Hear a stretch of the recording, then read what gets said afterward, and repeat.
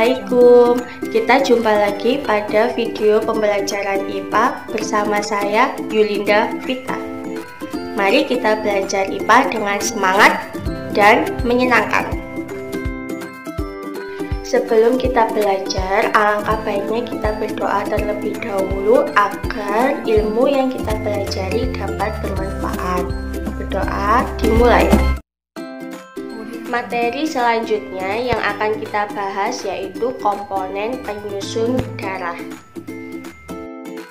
Tujuan pembelajaran pada materi komponen penyusun darah yaitu diharapkan setelah mengamati video pembelajaran, siswa dapat mengidentifikasi komponen penyusun darah dengan benar. Yang kedua, siswa dapat mendeskripsikan karakteristik dan fungsi komponen penyusun darah dengan benar. Coba kalian amati dan baca ilustrasi berikut ini. Pernahkah kalian terluka karena terkena benda tajam seperti pisau? Saat kita terluka, maka tubuh kita akan mengeluarkan cairan berwarna merah. Ya, cairan berwarna merah itu disebut dengan darah. Setelah darah keluar, lama-kelamaan darah akan berhenti. Mengapa hal tersebut bisa terjadi? Coba kalian temukan jawabannya. Untuk menjawab ilustrasi yang telah saya sebutkan pada slide sebelumnya, kalian harus paham dulu apa saja komponen penyusun darah.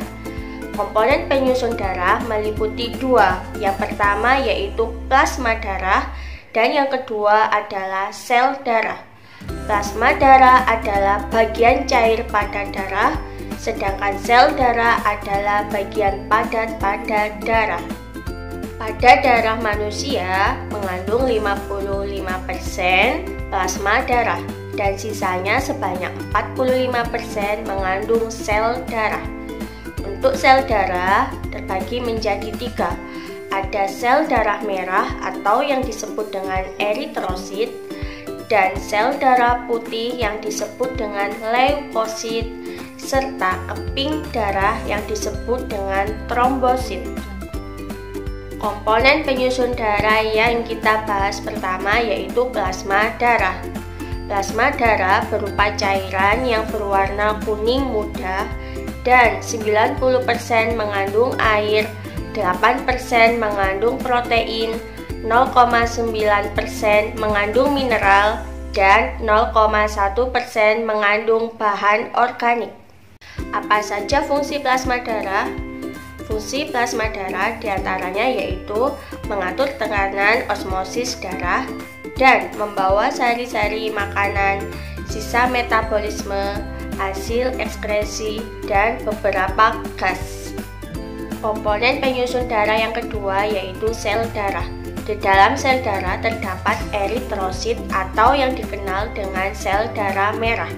Bentuk eritrosit yaitu bulat, pipih, dan cekung di bagian tengah serta tidak memiliki inti. Fungsi dari eritrosit yaitu mengedarkan oksigen.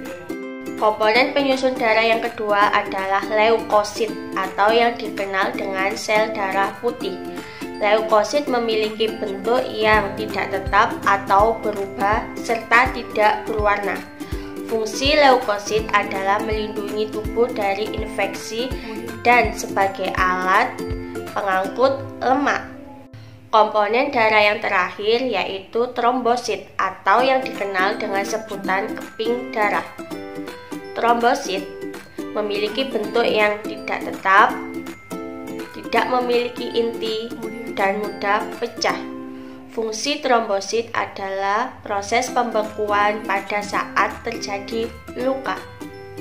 Setelah kalian mempelajari apa saja komponen penyusun darah, sekarang kita kembali lagi pada soal ilustrasi, yaitu pernahkah kalian terluka saat terkena benda tajam? Sehingga darah keluar dari tubuh, tapi lama-kelamaan darah akan berhenti mengalir. Mengapa hal tersebut bisa terjadi? Komponen penyusun darah apa yang terlibat dalam proses pembekuan darah?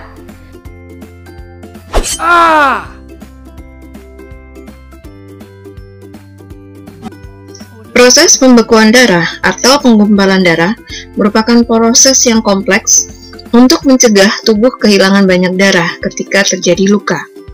Proses tersebut meliputi pengetatan pada dinding pembuluh darah yang terluka, pelepasan zat untuk menarik keping-keping darah ke daerah luka, dan pembentukan benang-benang fibrin. Dalam proses pembekuan darah, keping-keping darah atau yang dikenal dengan trombosit menyentuh permukaan luka yang kasar dan pecah mengeluarkan enzim trombokinase. Trombokinase akan mengubah protrombin menjadi trombin. Protrombin merupakan enzim yang belum aktif berupa senyawa globulin yang dihasilkan di hati dengan pertolongan vitamin K. Sedangkan trombin merupakan enzim yang sudah aktif. Pengubahan protrombin menjadi trombin memerlukan zat kalsium untuk mempercepat proses tersebut. Trombin mengubah fibrinogen atau protein yang larut dalam plasma darah menjadi fibrin yang berbentuk benang-benang.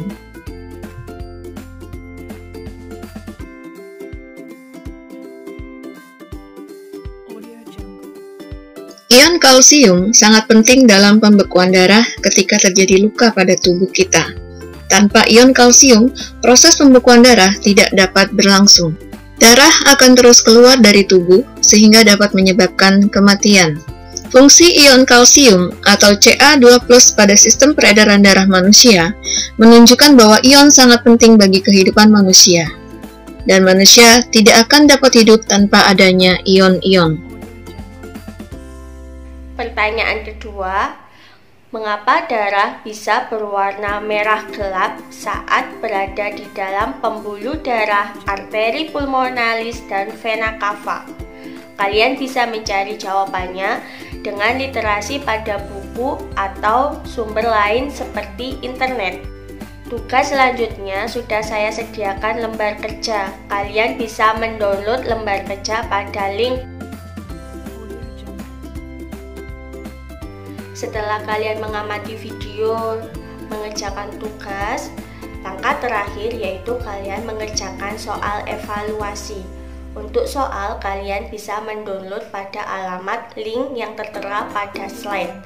Dan teknik pengumpulannya kalian bisa konsultasikan pada Bapak Ibu guru kalian masing-masing. Sekian pembelajaran IPA hari ini. Semoga apa yang kita pelajari menjadikan ilmu yang bermanfaat untuk kita semua. Tetap jaga kesehatan dan kerjakan semua tugas-tugas yang diberikan kepada Bapak Ibu guru kalian. Tetap jaga kesehatan dan sampai berjumpa pada video berikutnya. Assalamualaikum.